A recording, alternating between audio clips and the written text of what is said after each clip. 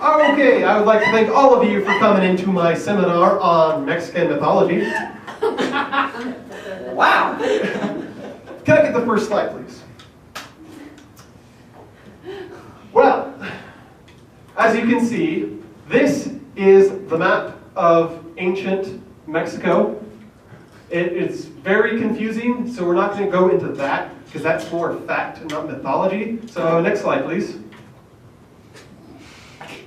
As most ancient civilizations were, they are into cats. And just like current civilizations, they love cats as well. I'm just going to fix my microphone while I am presenting my slides. This is quite a feat. So next slide, please. Ah, yes, the lost treasure of Quantzambacalué. Yes, Quantzam, as his friends were calling him, was an ancient Mexican who built a city of gold, then realized he didn't have enough gold, so he just put it all in a box. And this is the box that he made. It's still in good condition. Thank you to our archaeologist, one of you guys over there. Next slide, please. Ah, yes, the mythical pug cow. The pug cow is a elusive creature. Pug cow is staring. The pug cow. Exhibit A. The pug cow in its natural habitat, outside of a fence of a cow. Next slide, please. The unmythical songbird of Mexico. Many inhabitants of Mexico got that tattoo in the late 1436. It was a very short time when the songbird was in season, but many feasts were had. Next slide, please. I'm going to hand it off to this aquaologist, Mr. Patton. Mr. Patton? Now, Mr. Patton. And that is my birthday. All of you need to remember that water is important. The men who study water is important. That's my name is Patton. Next slide, please.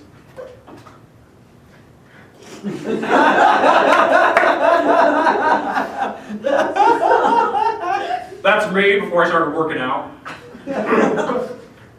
That right there is a fish from Mexico known as the aqualapa. It has giant fangs that you cannot see because it's inside its tail. And it's also known to hunt bears. I saved that bear's life with my beard. Next slide, please. Now you see, the ancient Mexicans thought water was a very powerful weapon. So they attacked small children with water balloons quite often. The child drowned. Next slide, please. Damn it, Sam! Darn you! Now I've been I set up. totally understand. This is my lovely colleague, Colina, and she helps study water with me. They have giant silos for the great water wars in Mexican mythology that they use to attack other cities with. Next slide, please.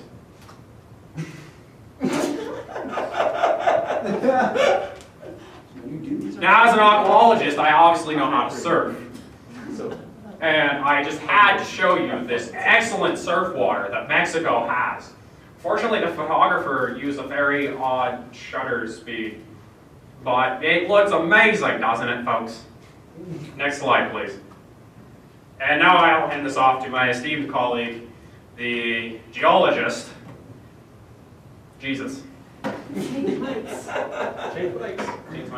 Yeah, that just grab one. Okay, well, if he's the aquaologist and he's the geologist, I guess I'm going to be the fucking pyromancer. That's just how this is going to have to go, right?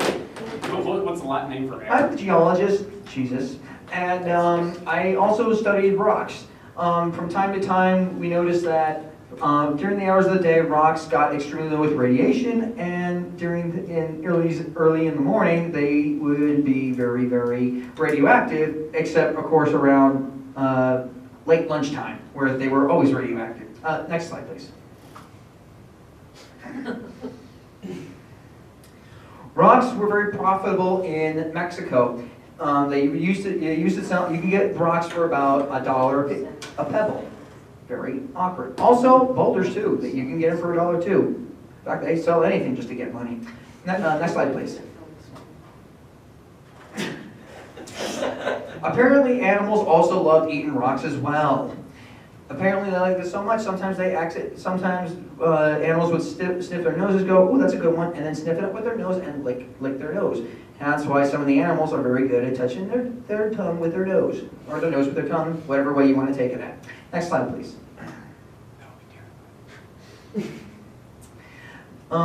I would say Mexico would have a swim team, but since there were so many rocks, it just turned out to be a pebble team. This was just a practical joke. Anywho, next slide, please.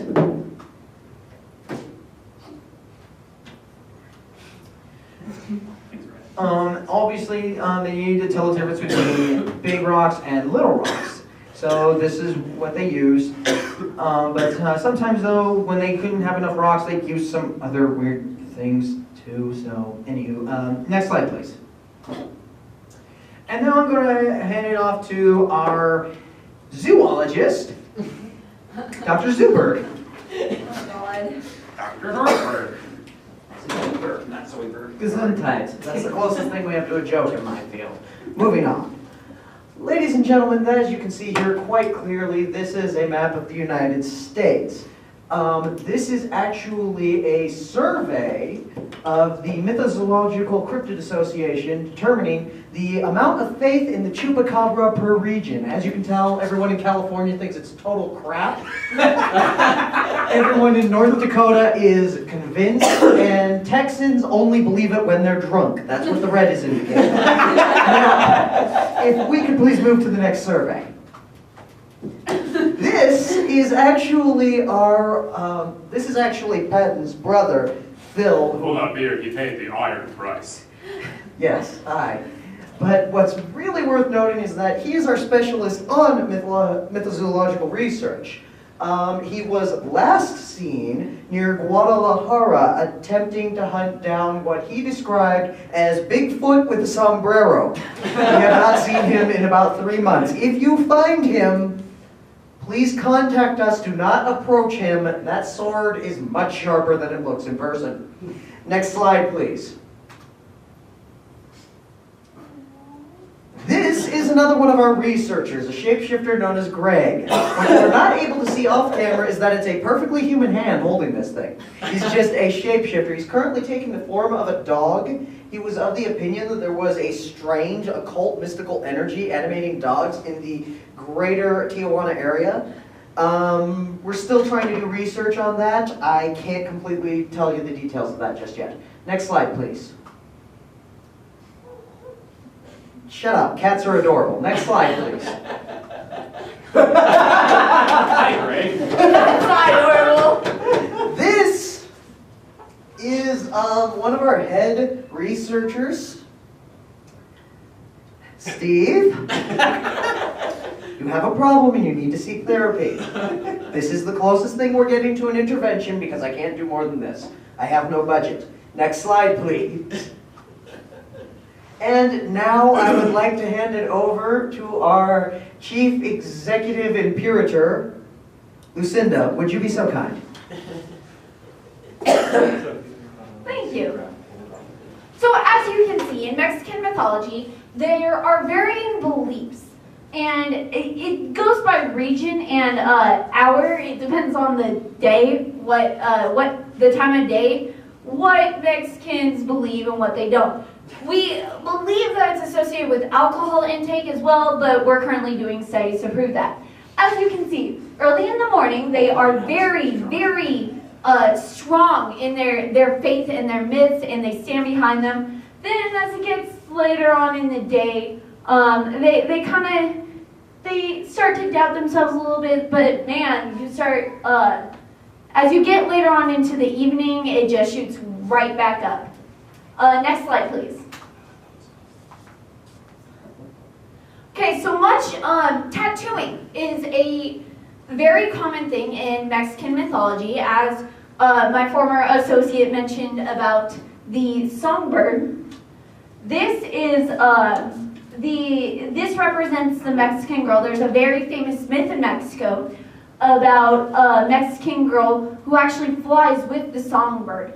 You can't see where the songbird is on this person, but generally it would be on the other side of the little girl. Next slide, please. Mexicans love cats, just like the Egyptians, as it was mentioned. And we've noticed it's very trending in older mythologies. And what we're really noticing in the older generations are starting to adopt a lot of the old mythos. This is one of our, I don't want to say test subjects. Thanks, babe. This is one of our focus groups, and she has adopted this Mexican cat and is currently staying with it and is adopting the Mexican mythology. Studies are still being done on this arrangement, and we're very excited about the results, which we should be getting in later on this month. Next slide, please.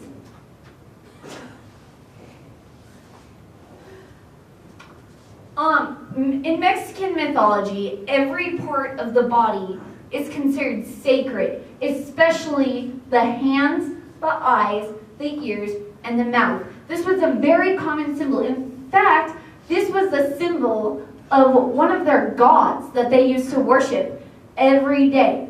That's why you never want to give a Mexican a high five. Next slide, please. Wow! And that's the audience reaction. Where are the Mexicans? Yeah, this is a set we could never actually do for No. all. Let's see, Mexican mythology, yeah. And this was actually this was a social experiment to see what would happen if we converted, took a woman and sent her down to Mexico to study Mexican mythology. When she came back, her husband sent us this picture. So, husbands, you've been warned. Next slide, please. And now I will hand it over to my associate, Steve, who will be happy to continue further. You're Steve. You're Steve. Apparently a very, very ugly drag queen. Now get up there. Hello, I'm Steve, and this is a graph representing Lunch.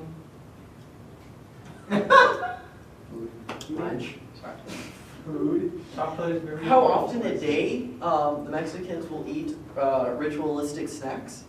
Of course, this one looks like M&Ms. They're actually supposed to be W's for water pebbles, going back to their love of rocks. As you can see, right before lunch, they eat a lot of them. You did this to yourself. No. And after lunch, it drops off until right before dinner. Next slide, please. This right here is one of their gods, Tiki Tiki Tiki.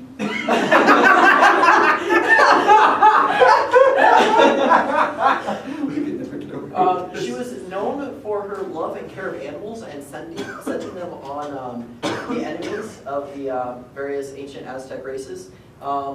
Generally, whenever any of her subjects thought that they stole a mouse from them, happens on occasion.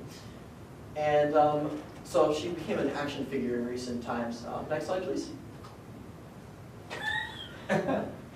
This is one of their mythological creatures, the legendary giant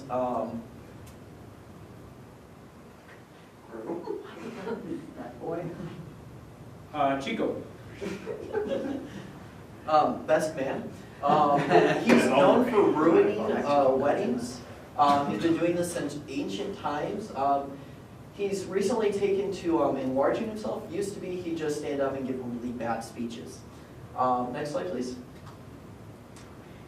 This is the terrifying and mythical creature, the otter. It confuses and baffles people to this day, and not really sure why they consider it mythical. However, as you can see, it has razor claws that it keeps hidden in its paws, and has been known to eat large cities whole. Next slide, please. I want to cuddle.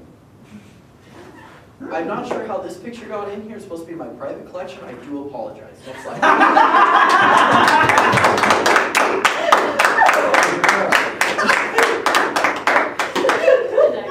All right, and now on to my associate Doug.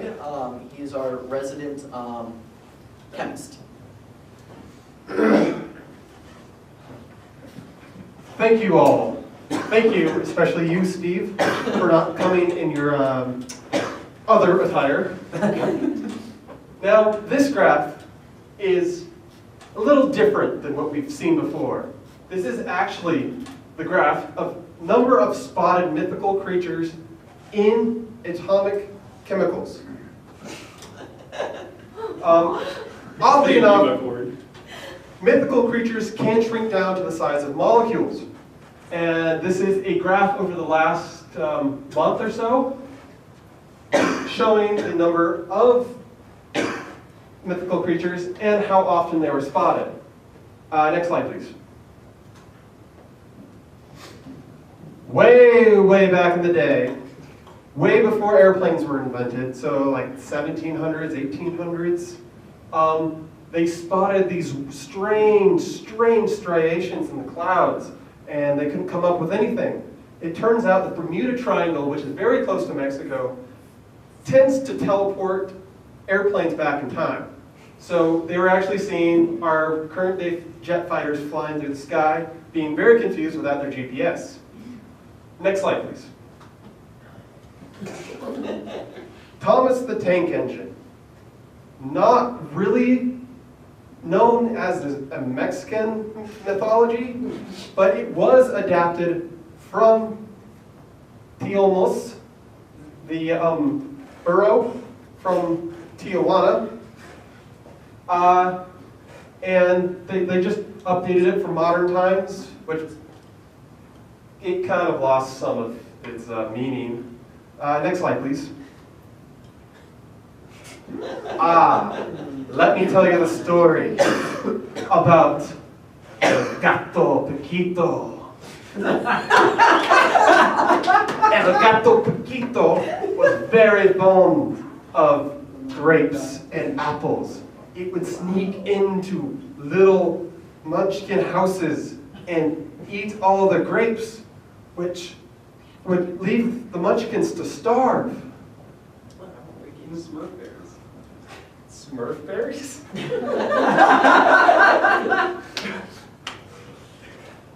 That's about all we know, because not many of the munchkins live to tell the tale of El Gato Pequito. Next slide, please.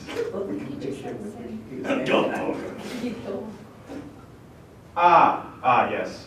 This is the only photo ever of a bird spotted in Mexico. Only one. The only bird. Guy with the beard ever. actually got that. There are many tattoos. Thank you. No, not you. Jeff with the sword, his brother. Oh! Patton's brother Yeah. was the one that was able to snap this picture. Luckily, we caught him on one of his non-drunk days, and he was actually able to get this in focus, unlike the Sasquatch with the sombrero. He's gonna find that damn Sasquatch. He found it. He ate my rocks. Next slide, please. I would like to thank all of you for coming. I hope you learned something, and the gift baskets are under your seat. If they're not, blame Steve.